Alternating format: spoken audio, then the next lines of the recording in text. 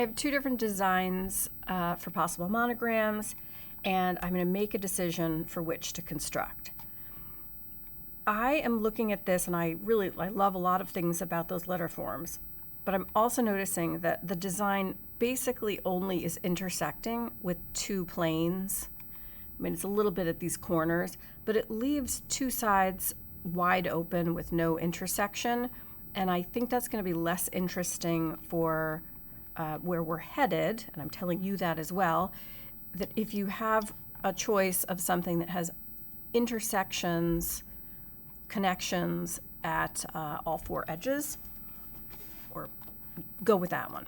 So I'm going to move this one over here.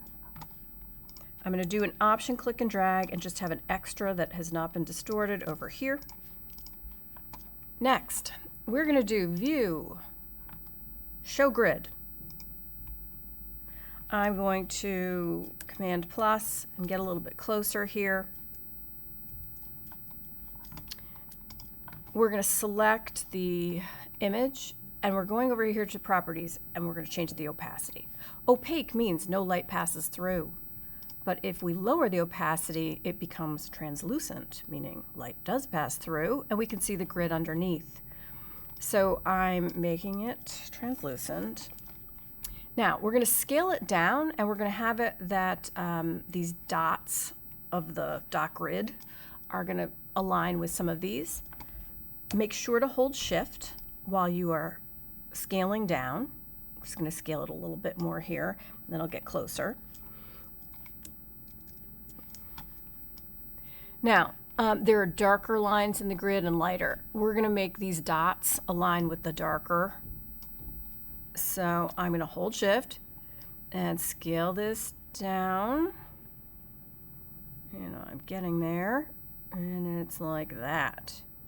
I'm holding Shift still. I'm letting go of the mouse before I let go of Shift, otherwise it'll distort. So I'm going to line up these dots on these grid lines. It's a little lower here. I can make it go up a smidge and over a smidge, and that's as close as it's going to get. Some of you may need to hover at the edge and do a tiny bit of tipping. And there we go. So it's still a little see-through. It is aligned. Next, we're going to make 3 more copies of that. Option click and drag. I'm going to zoom in, and I'm going to leave a little bit of space in between, but let's get that lined up. Looking good. Let's select both at the same time. Option click and drag, and line them up again. In fact, I'm going to make those just a little lower.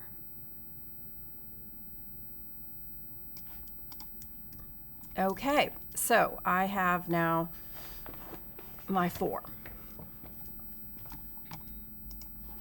Next, we're going to come over here. We want nothing selected. We're going to come over to Properties, and we're looking for Snap Options. Go for the middle one, where it turns Snap to Grid on. That means anything I make is going to try to align or snap to the grid lines. We're going to use the rectangle tool, and we're going to set it so that it has a black stroke and that the fill is none. We will then make a perfect square, so holding Shift, that goes to the edge of our design, not to the edge of the picture. And I'm holding Shift each time, and the Snap to Grid is helping me make sure it's perfect. And those are good. The last thing that we need to do for our setup on this is go to our layers. If you don't see layers, there's a little tab up here. Go to Window, and layers will be available. You're going to see layer 1, but you need to pop it open. I'm going to drag this down so I can really see. Every time I placed an image and every time I made a rectangle, it created a new sublayer. There are eyeballs here that are showing you that those are all visible, but if I hide one, it hides the view. Anytime I select something, it gives the little blue selection to indicate what's active right now. Multiple active. I can lock things from the layer panel so they don't move around. And what we're going to do is select all of this. And for all of them, we're going to lock. We can lock them right here in the layer panel where this empty column is. We can add little locks.